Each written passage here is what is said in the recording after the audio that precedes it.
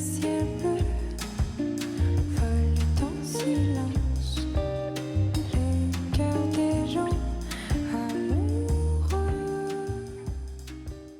Hey everyone, so for today's video, I'm going to be reviewing the entire Stay Vulnerable collection from Rare Beauty. So you guys know I'm a huge fan of cream products. I review a lot of them on my channel. So it was no surprise that when this launch revealed itself to us, a lot of you guys wanted to see my thoughts on this. They have the Stay Glossy Lip Balm, as well as a liquid shadow and their melting blush. I have all of the shades, and I'm going to be doing a demo of every single one of these shades, not only swatched out, but also on my face, because I always find that that is really the most helpful. So yeah, I've been trying out these products. I really wanted to get a good feel for them before I came on here and did a full review. As a whole, I just hope that you guys find it super helpful. And also, I actually bought some of the products from this line, and then Rare Beauty ended up sending me the entire collection. There will be a giveaway at the end of this video. So yeah, I hope that you guys enjoy it. So if you do, if you find it helpful, definitely make sure to give this video a thumbs up, and I would love for you to subscribe as well if you like me. So with all that, let's just jump in. So right off the bat, something that I think is really unique about this collection is that each of these products comes with a whole color story. All the products coordinate together with a specific color family. We have Nearly Rose, there's Nearly Apricot, Nearly Neutral, Nearly Mauve, which is on my face today, and then Nearly Berry. In today's video, I'm going to be showing you how all three of the colors look together on my face, because really I think that is something very unique about the collection, and I wanted you guys to be able to get the full scope of what the colors do together. Something that you'll notice is that the colors vary between the products, and I think they did that in a really strategic way. I think that's what gives the whole monochromatic look more dimension. It's not just the same color on the lips, on the cheeks, on the eyes. Those slight variants actually make for a more cohesive look in my opinion. But let's first talk about, I think, the product from the line that I'm the most excited about. I can't help myself, really.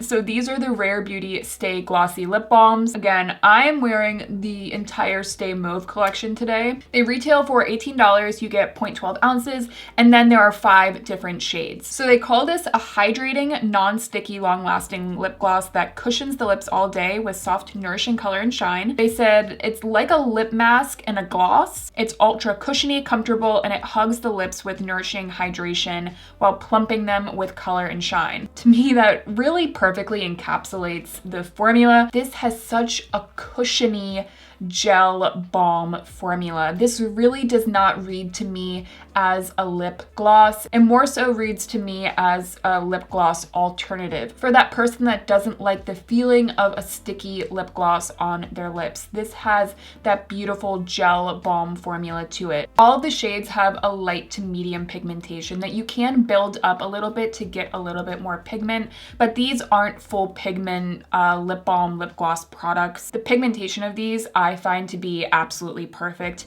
They're not too pigmented that you would get that weird kind of butthole lip, and the pigmentation is also not super milky, so you're not gonna get it kind of settling in your lip lines. It's not going to look awkward on the lips because there's a bit of translucence to the formula. You can just barely see your lips shining through. It's really a glossy kind of lip balm, lip gloss product that kind of just gives you a lip stain effect. So it's really beautiful the way they were able to combine that kind of soft, very natural looking lip color with a formula that's a little bit more luxurious. It has that cushiony quality to it, but I do have to say that I'm partial to them. These are the kind of lip products that I love.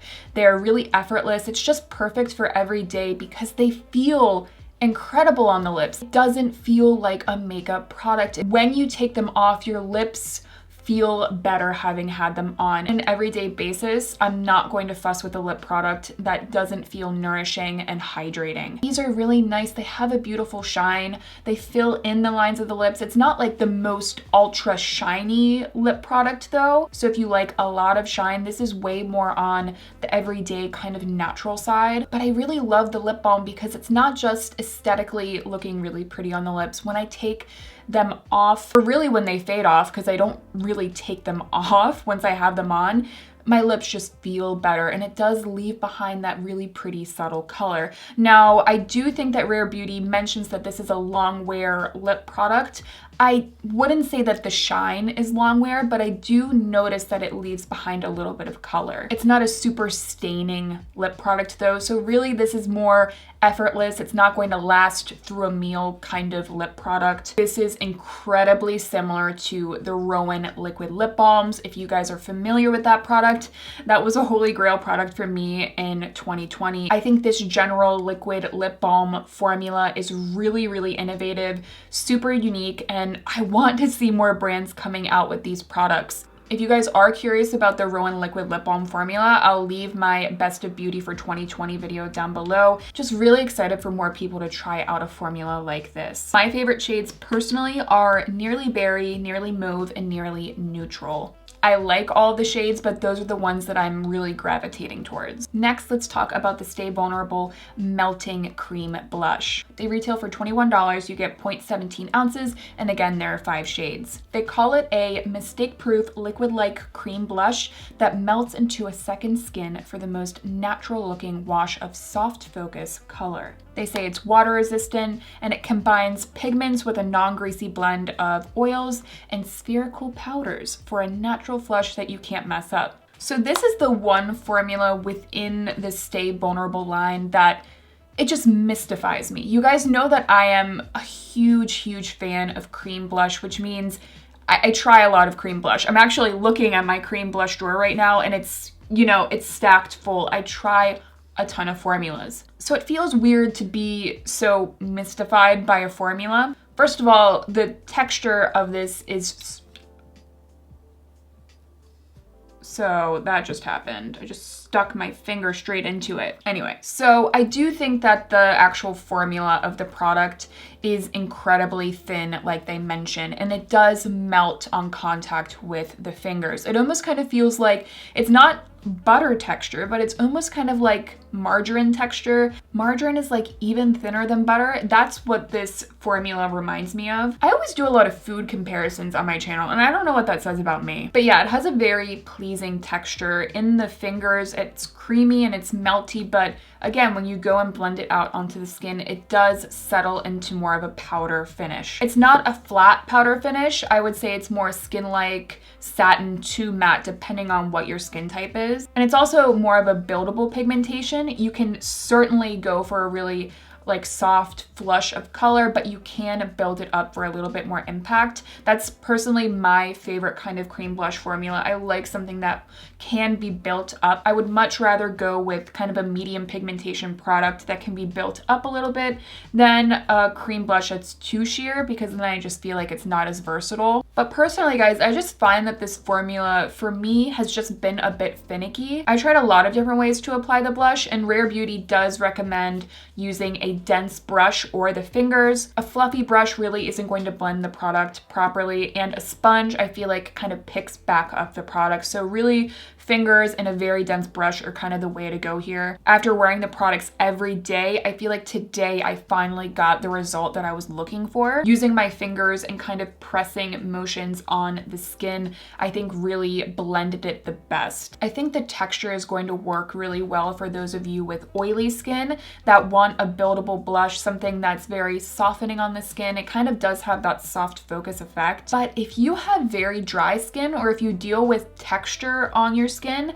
I think that you'll have some of the same blending issues that I had. It's weird because sometimes it would blend really nicely, and then other times I would notice that it was patching up in certain areas. I'm very picky with cream products, and if the blend isn't perfect, if it looks even a little bit choppy, I do notice it. But you know what? I don't think I'm alone in that either. Personally, I think that the liquid blushes from Rare Beauty are really an incredible formula. I mentioned them in my Best of Beauty for 2020. These are more pigmented, so you'll have to get used to that, but I think the blend is just way easier, and I consistently get the same result when I'm using them. So personally, I would still recommend the liquid ones from Rare Beauty. If you have more oily skin and you don't deal with, you know, flaking skin, any dryness, I think you'll probably have an easier time with these. But being that I have dry skin, I think the liquid ones are better for me. Something to note about these as well, not only do they look like Polly Pockets, I saw someone online mention that and now I can't unsee it. I've been going on a lot of walks with a mask on and, you know, I come back from a 3-mile walk and the blush is still there and it doesn't look like it's kind of moving around. So that's definitely good. But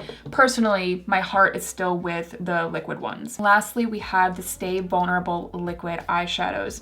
And this was the product that I was the most afraid to try, and let me explain why. Liquid eyeshadows to me are just a really hard formula to perfect. Some of them can be a little bit choppy, they can look a little bit heavy on the lids, like they can look drying, or they could also kind of flake off. As you continue to wear them, it can almost look like they're cracking off, but these liquid shadows, I think they just hit it out of the park. So again, they're the Stay Vulnerable Liquid Eyeshadows. They retail for $20 and you get 0.1 ounces. 5 shades, as we've mentioned, and they call them a weightless liquid to powder eyeshadow that blends seamlessly for a quick, buildable wash of long-lasting, waterproof, crease-resistant color. They say it's a quick and easy formula that goes from liquid to powder in seconds. It's velvety smooth, creamy, and never sticky. It blends and builds easily before setting to a soft satin finish that lasts all day. No creasing, smudging, fading, transferring, or drying out on your skin. As I'm even reading the description, I'm like, yes, yes, yes. I really couldn't be happier with this formula. I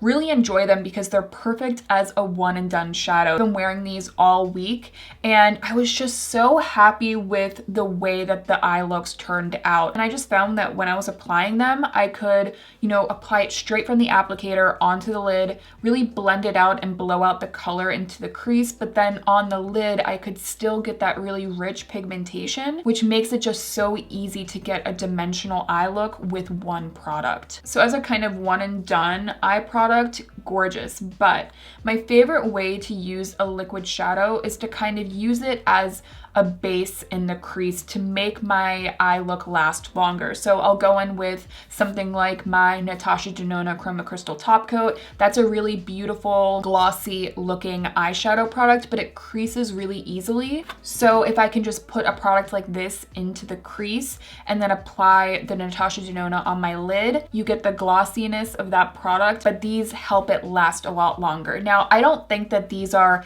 completely crease resistant and budge proof, but they are 100% long wearing. Now, as for the best way to apply them, so I tried out a few different techniques.